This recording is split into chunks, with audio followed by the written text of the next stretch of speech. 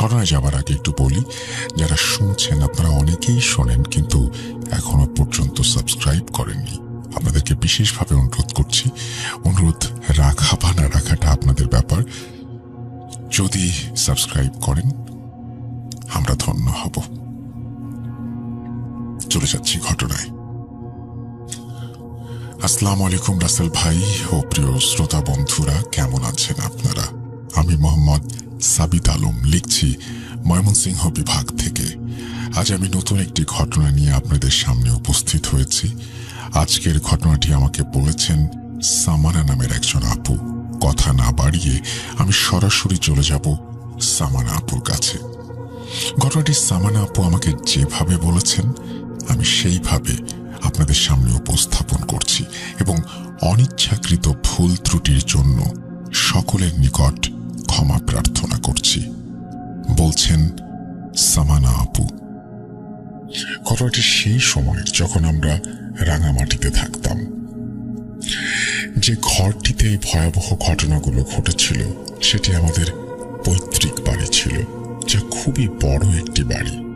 বাড়িটির দুটি অংশ, নিচের অংশটি ছিল আমার চাচার এবং ওপরের অংশটি আমাদের।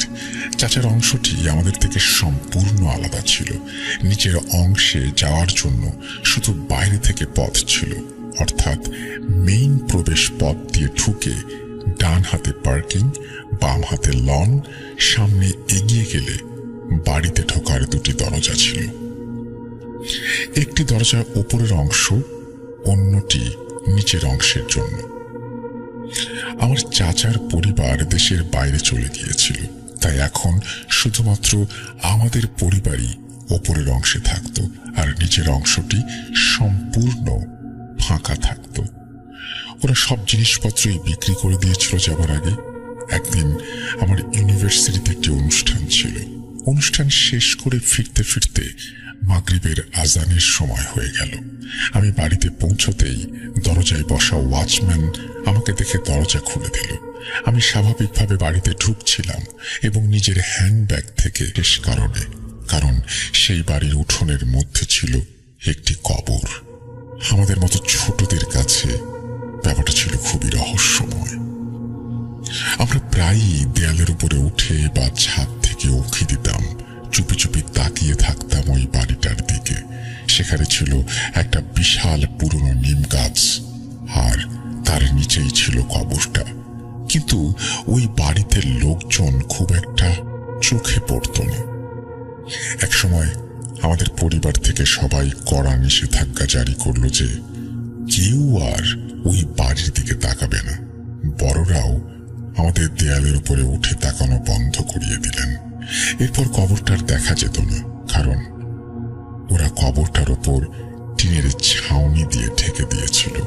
আমরা ততদিনে একটু একটু করে বড় হচ্ছিলাম, কিন্তু সেই একই প্রশ্ন মাথায় ঘুরপাক খেত, ওটা আসলে কি ছিল বা কবরটা কার ছিল সেটা আমরা কখনোই জানতে পারিনি। এরপর একে একে চাচার ছেলে মেয়েদের বিয়ে হয়ে গেল, সবাই আলাদা হয়ে গেল। চাচারাও গেলেন তার ছেলের কাছে। ফলে নিচতলার অংশটা একেবারে ফাঁকা হয়ে পড়ে থাকলো আর পুরো ঘরটা নিস্তব্ধতায় মোড়ানো রইল। এত বড় বাড়িতে আমরা তখন মাত্র 4 জন। আমরা 2 বোন ছিলাম, আমাদের পড়াশোনার চাপে ব্যস্ত।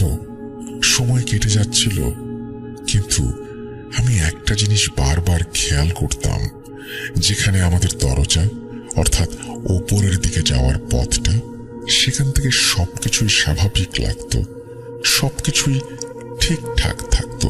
কিন্তু যতবারই চাচার ফ্লোরের সামনে যেতাম একটা অদ্ভুত ভার অনুভব করতাম। মনে হতো যেন কেউ সেখানে দাঁড়িয়ে আছে, যেন বাতাস থেমে গেছে ভ্যাকুয়ামের মতো। আর যদি একটু বেশি সময় সেখানে দাঁড়িয়ে থাকতাম তাহলে বুকের ভেতর কেমন একটা অস্বস্তি তৈরি হতো। আমি এই অনুভূতির কথা বাড়ির সবাইকে বলতাম, কিন্তু কেউই আমাকে বিশ্বাস করত না। তাছাড়া অন্য কেউ তেমন কিছু অনুভবও করত না। আমি তখন ভাবতাম, হয়তো আমি একটু বেশি ভাবছি বা ভয় পাচ্ছি। তো কেউ থাকে, আমরা গরিব, মানুষ তো আপনারা আমাদের গরিবদের মানুষই মনে করেন না। মনে হচ্ছিল রাগ আর ভয়ে ওনার মুখে যা আসছে উনি তাই বলছিলেন। বাবা শান্তভাবে বললেন, আচ্ছা একটু ঠিক করে বলো তো কি হয়েছে। তখন উনি বললেন, আমি ঘর থেকে কিছু জিনিস আনতে যাচ্ছিলাম, তখন আপনাদের লাউঞ্জের দরজা খোলা ছিল। হঠাৎ করে দরজাটা আমার চোখের সামনে এমন ভাবে বন্ধ হয়ে গেল যেন মনে হচ্ছিল কেউ নিজের হাতে ধীরে ধীরে দরজাটা টেনে লাগিয়ে দিচ্ছে। কোনো বাতাস ছিল না, তবুও দরজাটা এত জোরে বন্ধ হলো যে আমি দেখলাম যে দরজার লক পর্যন্ত কাঁপছে। আর দরজাটা বন্ধ হওয়ার সঙ্গে সঙ্গে আমি দেখলাম একটা জখম অবস্থায় থাকা লোক ঘর থেকে বের হয়ে লাউঞ্জ হয়ে অন্য ঘরে ঢুকলো, আর তার সঙ্গে একটা লাল ফ্রক পরা মেয়ে। মেয়েটার চুল ছিল অস্বাভাবিক লম্বা। আমি বুঝতেই পারছিলাম না যে ওরা আদৌ মানুষ না অন্য কিছু। উনি এসব বলছিলেন আর ওনার সারা শরীর কাঁপছিল। এখন বাবা মা দুজনেই আমার দিকে তাকিয়ে রইলেন, কারণ এই পর্যন্ত কেবল আমিও এরকম কিছু দেখেছিলাম। আর আমার পরে ওই প্লাম্বারও একই জিনিস দেখলেন। তারপর উনি বললেন, আমি আর এখানে কাজ করতে পারবো না।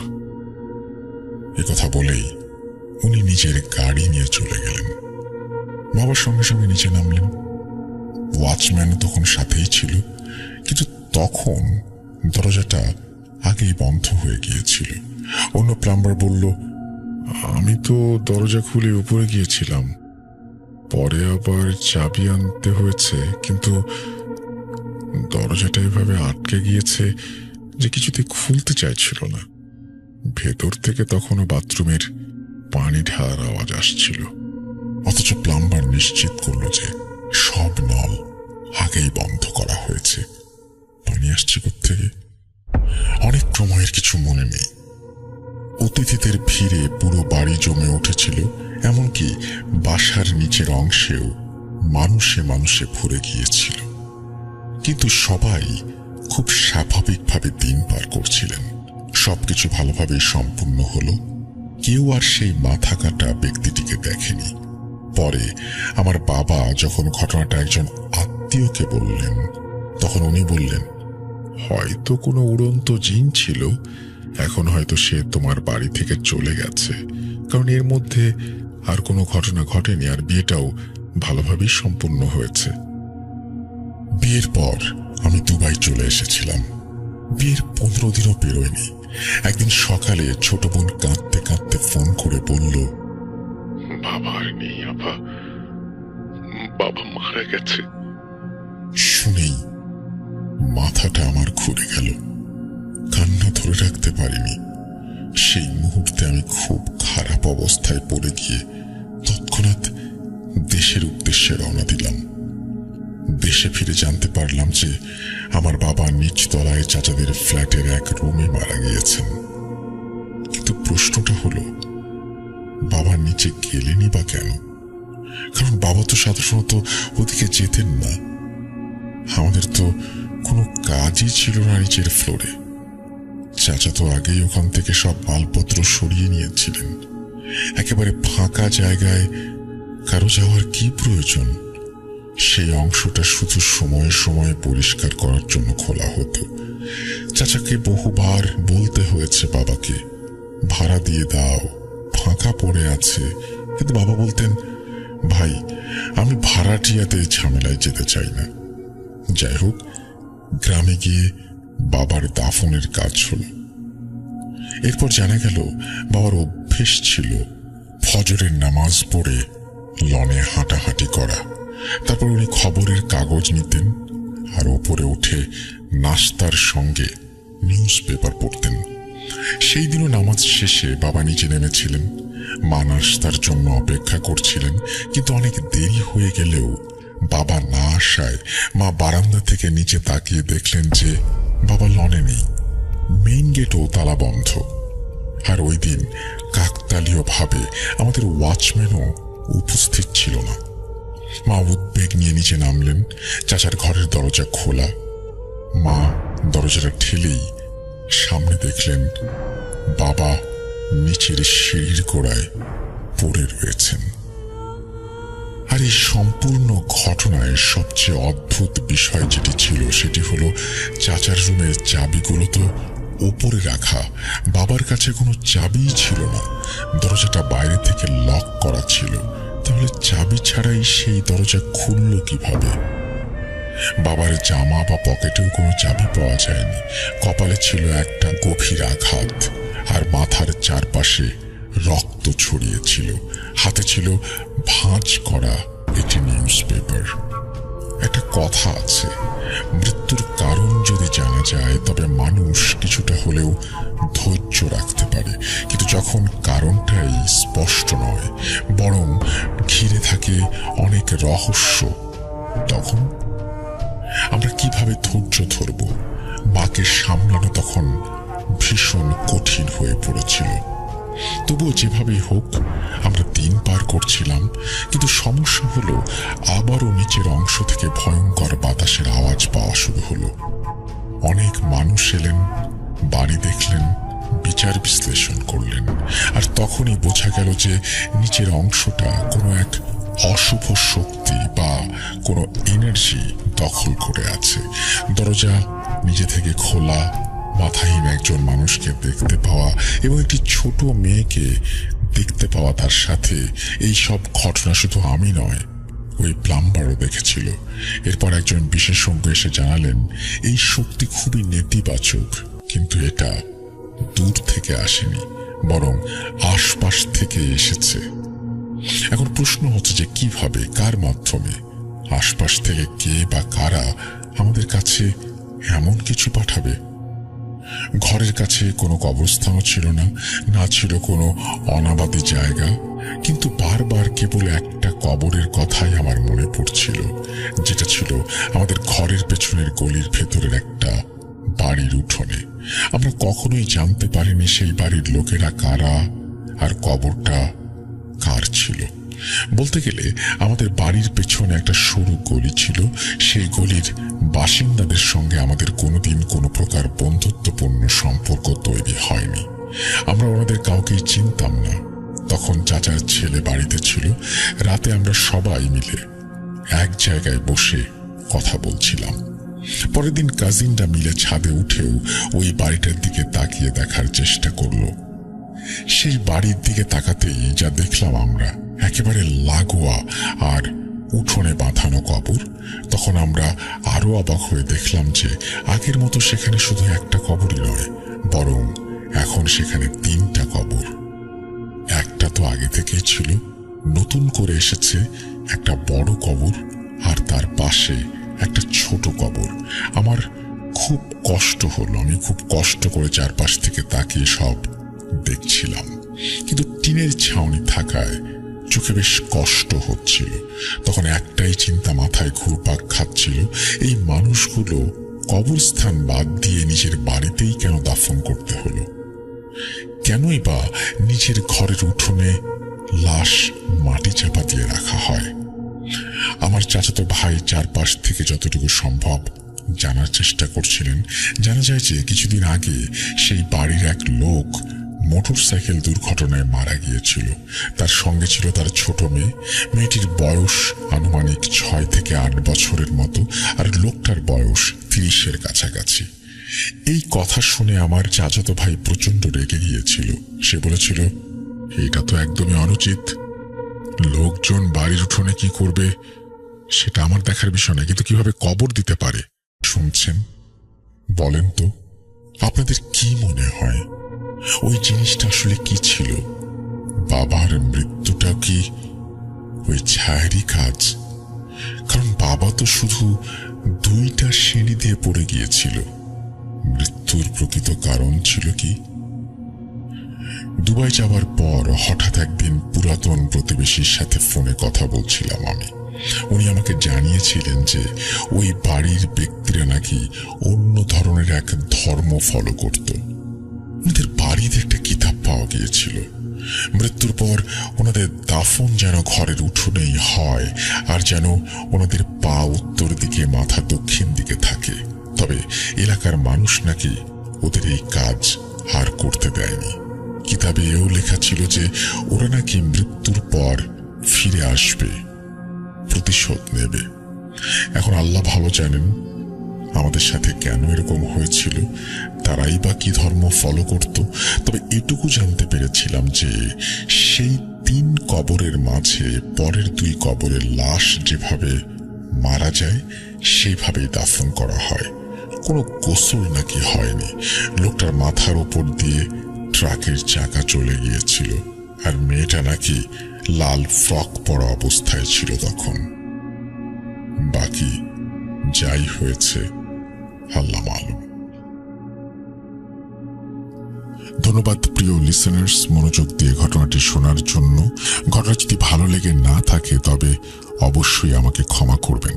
আপনাদের সকলের সুস্থতা কামনা করি আমি সাবিত আলম বিদায় নিচ্ছি আজকে। এই বলে তিনি তার ঘটনা শেষ করেছেন। আমার কাছে মনে হয় যে ঘটনাটা বেশ অদ্ভুত টাইপের, এবং আমিও প্রশ্ন ছুড়ে দিতে চাই আপনাদের জন্য। কমেন্ট সেকশনে লিখুন কি মনে হয় আপনার, ওটা আসলে কি ছিল। আমরা চলে যাব আমাদের পরবর্তী ঘটনায়।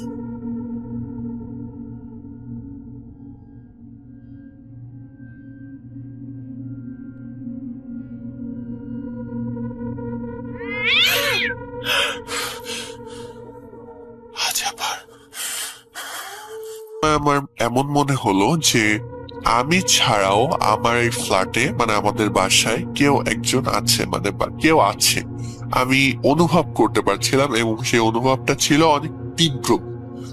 মানে আপনি ধরুন যে আপনি শুয়ে আছেন, চোখটা বন্ধ করে আছেন, এবং আপনার রুমে যদি কেউ প্রবেশ করে, হাঁটা চলা করে, ঠিক যেমন ফিল আপনি করবেন ঠিক তেমন ফিল আমার হচ্ছিল, বা তার থেকে তীব্র হচ্ছিল। কারণ আমি তো জানি আমার বাসাতে কেউ নেই, তারপরেও মনে হচ্ছে যে না, আমার বাসাতে কেউ মানে হাঁটাচলা করছে বা আমার কাছাকাছি আসতে চাইছে। কিন্তু আমি এই বিষয়টা অতটা গুরুত্ব দিইনি। আমি ভাবতেছিলাম যে আমার মনের ভুল হতে পারে, কারণ আমি তো শিওর আমার বাসাতে কেউ নেই। তারপরেও আমি রিচেক করার জন্য আমি আমার মেন দরজা চেক করতে যাই যে আমার মেন দরজা লক আছে কিনা। যা হোক, লক চেক করে এসে দেখি যে লক করা আছে, মানে আমার বাসাতে কেউ ঢোকার পসিবিলিটি কোনোভাবেই সম্ভব না। যা হোক, আমি এসে আবার পড়তে বসি, এবং একটা সময় আসলে এই ফিলটা আমি মানে বলে বোঝাতে পারবো না, কারণ এই বিষয়গুলো না যাদের সাথে হয় বা যার সাথে হয় সে ছাড়া অন্য কেউ এটা মানে অনুভব করতে পারবে না, কারণ আমি এর আগে কখনো এইরকম অনুভব করিনি।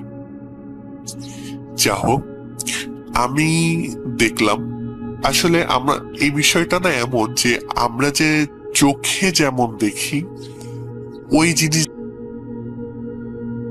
হচ্ছিল সে আমার কাছে আসতে চাচ্ছে। মানে সে তো দরজার ওখানে, এবং দরজা থেকে আমার ডিস্টেন্স ছিল প্রায় 5 ফুটের মতো হবে, এমন একটা ডিস্টেন্স ছিল। তো আমার মনে হচ্ছিল সে আমার রুমে প্রবেশ করতে চাচ্ছে, এবং সে আমার সাথে কথা বলতে চাচ্ছে বা আমার কাছে আসতে চাচ্ছে। কিন্তু সেই সময়টায় আমার খুবই মানে ভয় অনুভব হওয়া শুরু হয়। মানে আমার যেহেতু এটা আমার জীবনের প্রথম আমি চাক্ষুষ দেখছি, সেহেতু তখন আমার অবস্থা খুবই একটা খারাপ হতে থাকে। তখন আমার ভেতর থেকেই কেন জানি না কেউ একজন মানে বলছে বা গম্ভীর এবং অস্বাভাবিক পুরুষালী হয়ে যায়। আমরা সকলে চমকে উঠি, এমন কণ্ঠ আমরা আগে কখনো শুনিনি। কবিরাজ আবার মন্ত্র পড়া শুরু করলেন। এবার তার গলায় কিছুটা তেজ। বললেন, তুই এই দেহে থাকতে পারবি না। কে পাঠিয়েছে তোকে? জবাব এলো না। চাচির মুখ স্থির, কিন্তু চোখ দুটো বিস্ফারিত, এমন ঠান্ডা, অথচ ভেতর থেকে জ্বলন্ত চোখ আগে কখনো এরকম ভাবে কেউ দেখেনি। কবিরাজ এবার একটি লাল সুতা বের করে চাচির কনিষ্ঠ আঙুলে জড়িয়ে দিলেন এবং বললেন, তুই নাম বল, না হলে আমি তোর তেজ সব পানি করে দেব। সেই মুহূর্তে চাচির কণ্ঠস্বর গর্জে উঠল, আমি নাম বলবো না, আমাকে কেন ডেকেছিস সেটা বল। আমার বাবা, যিনি এতদিন কিছুতেই এই সব বিষয়ে বিশ্বাস করতে রাজি ছিলেন না, তিনি সেই ঘটনা দেখে শুনে স্তব্ধ হয়ে গেলেন। তাদের কথোপকথন এখনো আমার কানে ভাসে। কবিরাজ তার গায়ে পড়া পানি ছুঁড়ে মারলেন। জিনটি বলল সে সব বলবে। জিনটির বলা মতে চাচি একদিন রাস্তা দিয়ে যাচ্ছিলেন, তখন তার চাচিকে ভালো লাগে, তাই সে চাচির সাথে কথা বলতে চায়, কিন্তু সে সামনে এলেই চাচি জ্ঞান হারিয়ে ফেলতেন। এই বলে চাচি হঠাৎ মাটিতে পড়ে যান। কবিরাজ বললেন, পালিয়েছে, শুনুন, আপনারা একটু দূরে সরুন এবং একজন মেয়েটাকে ধরে বসার ব্যবস্থা করুন। কবিরাজ মন্ত্র পড়তে থাকেন। কিছুক্ষণ পর আবার জিনটি হাজির হয়। কবিরাজ তখন তার গায়ে পানি ছেটাতে ছেটাতে বলেন, পালিয়ে গেছিস একবার, হার নয়। চাচির মুখে তখন জিনটি কথা বলে ওঠে। সে সব বলতে রাজি হয়। কবিরাজ বললেন, আগে বল তুই কে। সে বলে তার কোনো নাম নেই, এমনকি তার বাবা মাও নেই। কবিরাজ তার সাথে তখন অন্য ভাষায় কথা বলতে থাকে। শেষে চাচি আবারও মাটিতে পড়ে যান। কবিরাজ আমাদের নর্মালি কাটে, মানে ধান খেতে কাজ করেন, বিভিন্ন জায়গায় কাজ করেন, গরু মহিষ চড়ান, এগুলো নিয়ে নিয়ে ওনার সারাদিনের সময় কেটে যায়। তো নর্মালি গ্রামের মানুষ হচ্ছে সন্ধ্যা 7টা বা 8টা বাজতেই শুয়ে পড়তো। তারা তো খুব সকালে উঠে পরিশ্রম করতো, তারপর হচ্ছে রাতের বেলা দ্রুত খেয়ে দিয়ে ঘুমিয়ে পড়তো যেন সকালে আবার উঠতে পারে। তো জহির চাচা হচ্ছেন রাতের বেলা শুয়েই হচ্ছে ঘুমিয়ে যেতেন। মানে ব্যাপারটা এরকম যে উনি শুলেন 5 মিনিট বা 10 মিনিটের মাঝে উনি একদম গভীর ঘুমে চলে যান। ওনাকে পরবর্তীতে ডাকলে উনি সহজে ওঠেন না। কিন্তু সেই রাতে ওনার ঘুমাতে খুব অসুবিধা হচ্ছিল, উনি সহজে ঘুমাতে পারছিলেন না। বলতে উনি একেবারেই ঘুমাতে পারছিলেন না।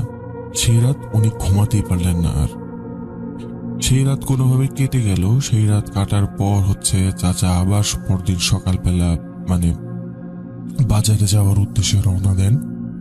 তো উনি যখন বাজারে যান, রাস্তায় উনি যেতে যেতে পুরো রাস্তা উনি খালি চিন্তা করেন যে হচ্ছে আজকে কি মহিলাটাকে আবার দেখবো কিনা। উনি নিজের মনের অজান্তেই সম্পূর্ণ রাস্তায় ওই মহিলাটাকে খুঁজতে থাকেন। উনি বারবার খালি এদিক সেদিক তাকাচ্ছেন যে কোথাও কি তাকে দেখা যায় কিনা। অন্যদিকে তার হচ্ছে চলার যে ধরন এবং যে একটা গতি ছিল, সেই গতিটা খুবই কমে এসেছিল, কারণ উনি রাতে একদমই ঘুমাতে পারেনি। ওনার শরীরে প্রচুর ক্লান্তি ছিল। ওনাকে দেখেই বোঝা যাচ্ছিল যে ওনার হচ্ছে চোখ খুব টায়ার্ড হয়ে আছে। তারপর হচ্ছে উনি ঠিক মতো চলতে ফিরতে পারছেন না। খুব কষ্ট করে উনি বাজারের দিকে যান। তো বাজারে পৌঁছানোর পর উনি বাজার সদাই করেন। বাজার সদাই করার পর উনি আবার একই রাস্তা দিয়ে ফিরে আসতে থাকেন এবং ফিরে আসার সময়ও তিনি ওই মহিলাকেই খুঁজতে থাকেন। কিন্তু উনি ওই মহিলাটাকে আর কোথাও দেখতে পান না সেদিন। তো তিনি যখন ফিরে আসছিলেন তখন তিনি বাসার কিছুটা কাছাকাছি এসে উনি খেয়াল করেন যে ওনার কাছে কেন জানেন না মনে হচ্ছে ওনার পিছে পিছে কেউ আসছে। তো উনি হুট করে পিছন দিকে তাকানোর সিদ্ধান্ত নেন এবং কিছু দূর যাওয়ার পর হুট করে উনি পেছনের দিকে তাকান। পেছনের দিকে তাকিয়ে উনি যেটা দেখেন সেটা হচ্ছে বয়স্ক ব্যক্তি ছিলেন। আর পরিবারে আমার যে বাবা ছিলেন, জহির চাচা ছিলেন ছোট, আমার বাবা ছিলেন বড়। আমার বাবা হচ্ছে শহরে একটা কলেজে লেখাপড়া করতেন তখন, এই জন্য বাবা আর কি শহরে থাকতেন। আর আমার জহির চাচা একাই হচ্ছে আমার দাদা দাদির সাথে গ্রামে থাকতেন। তো হচ্ছে জহির চাচাকে পাঠানো হয় বাজারে। উনি বাজারে যান। বাজারে যাওয়ার সময় বাজার করে উনি ফিরে আসতে থাকেন। তো ফিরে আসার সময় উনি দেখেন যে সেই বৃদ্ধ মহিলাটিকে আজ আবার দেখা যাচ্ছে। দূর থেকে উনি দেখে বুঝতে পারেন, ওনার কাছে মনে হয় যে এই মহিলা হয়তো বা তার দিকেই তার দৃষ্টি তাক করে তাকিয়ে আছে এবং অপলক তাকিয়ে আছে, অদ্ভুত ভাবে তাকিয়ে আছে। ওনাকে দেখে মনে হচ্ছিল যেন ওই মহিলাটা উনার আসার জন্যই হয়তো অপেক্ষা করছিল। তো জহির চাচা বুঝতে পারেন যে চিন্তা করেন যে আমি এই মহিলাকে মানে হেল্প করব না, কারণ উনাকে প্রথমবার হেল্প করার পরেই হচ্ছে আমার যত ধরনের সমস্যা শুরু হয়েছে, আমি তাই এখন আর ওনাকে হেল্প করব না। উনি একরকম পাশ কাটিয়ে ওই মহিলার পাশ থেকে চলে যেতে থাকেন। তো কিছু তো যাওয়ার পর হচ্ছে ওই মহিলা তাকে ডাক দেন, বলে, এই কোথায় যাচ্ছিস? ওই দিন তো খুব সাহায্য করলি, আজকে আমাকে সাহায্য করবি না? সাহায্য না করে এখান থেকে কোথায় যাচ্ছিস? উনি যখন এই কথাটা শোনেন মহিলার মুখ থেকে, উনি মানে বেশ ভীত হয়ে পড়েন। আর মহিলার দিকে পেছন ফিরে তাকান যখন, তখন দেখেন যে ওই মহিলার চেহারাটাই পুরো চেঞ্জ হয়ে গেছে। ওনার হচ্ছে চুলগুলো একদম খোলা সাদা চুল, আর হচ্ছে মনে হচ্ছে ওখানে কোনো বাতাস ছিল না, কিন্তু ওনাকে দেখে মনে হচ্ছিল যে ওনার চুলগুলো বাতাসে যেন মানে দুলছে, হেলছে, দুলছে, ভাসছে এরকম। আর ওনার মুখে ছিল খুব বিকৃত একটি হাসি। তো এইটা দেখে জহির চাচা সেখানেই বাজার সদাই ফেলে এক দৌড়ে বাসায় চলে এসে অজ্ঞান হয়ে যান। তো এই খবর শুনে হচ্ছে আমার বাবা মানে গ্রামের বাড়িতে চলে আসেন। উনি গ্রামের বাড়িতে এসে জহির চাচাকে শহরে ডাক্তারের কাছে নিয়ে যান, কিন্তু প্রায় 4-5 দিন যাবৎ জহির চাচার কোনো জ্ঞান ফিরে আসে না। মোটামুটি 5-6 দিন পর যখন চাচার জ্ঞান ফিরে আসে, তখন ওনাকে জিজ্ঞাসা করে যে কি হয়েছিল তোমার সাথে। তখন উনি সবকিছু খুলে বলেন, শুরু থেকে সবকিছু আবার খুলে বলেন, আর ওই দিনের ঘটনাও বলেন। এখানে একটি 2015 সালেরই ঘটনা এটা। আমার বর্তমান বয়স হচ্ছে 10 বছর। আমি এই ঘটনাটি আমার বাবার কাছ থেকে শুনি। তো ঘটনায় ফিরি। আমি হচ্ছে মানে আমার বাবার কথা বলছি। আমার বাবা হচ্ছে ঘরটা ভেঙে নতুন করে একটু পাকা ঘর তৈরি করেন। তো পাকা ঘর তৈরি করার পর হচ্ছে সেখানে আমার মা এবং বাবা প্রায় সময় গিয়ে থাকেন। তো একদিন এরকম হয় যে ওনারা হচ্ছে মানে ছুটিতে, কোনো একটা ছুটিতে ওনারা সেখানে যান, সেখানে গিয়ে হচ্ছে থাকেন। তো রাতের বেলা হচ্ছে আমার মা সব কাজটা শেষ করে উনি হচ্ছে ঘুমের জন্য বাবার সাথে গিয়ে শুয়ে পড়েন। তো শুয়ে পড়ার কিছুক্ষণ পর উনি খেয়াল করেন যে ওনাদের দরজায় হয়তো কেউ নক করছে। তো উনি উঠে দরজা খুলে চেক করেন যে কেউ দরজায় আসলে নক করছে কিনা। কিন্তু উনি গিয়ে দেখেন যে না, দরজায় কেউ নক করছে না, কোনো কিছু নেই। তো উনি দরজা খুলে আবার পেছন ফিরে আসতে যাবেন, তখন উনি দেখেন যে এবার নিচ থেকে হয়তো বহু শব্দ আসছে অন্য রুম থেকে। তো উনি হচ্ছে শব্দের সোর্স খোঁজার জন্য মানে শব্দটা ফলো করতে করতে নিচের দিকে যান, সিঁড়ি নেমে যান। তো সিঁড়ি নেমে যাওয়ার পর উনি মানে সিঁড়ির পাশে একটা জানালা ছিল, সেই জানালার দিকে তাকিয়ে খেয়াল করে দেখেন যে একটা বৃদ্ধা মহিলা বাইরে উঠানে দাঁড়ানো। সে হচ্ছে মানে তার মাথা থেকে একটা লাকড়ির গোছা রাখলো নিচে রেখে হচ্ছে সেটার বাঁধন খুলে দিয়ে লাকড়িগুলো হচ্ছে এদিক সেদিক ছুটিয়ে মানে ছুঁড়ে মারছে আর কি।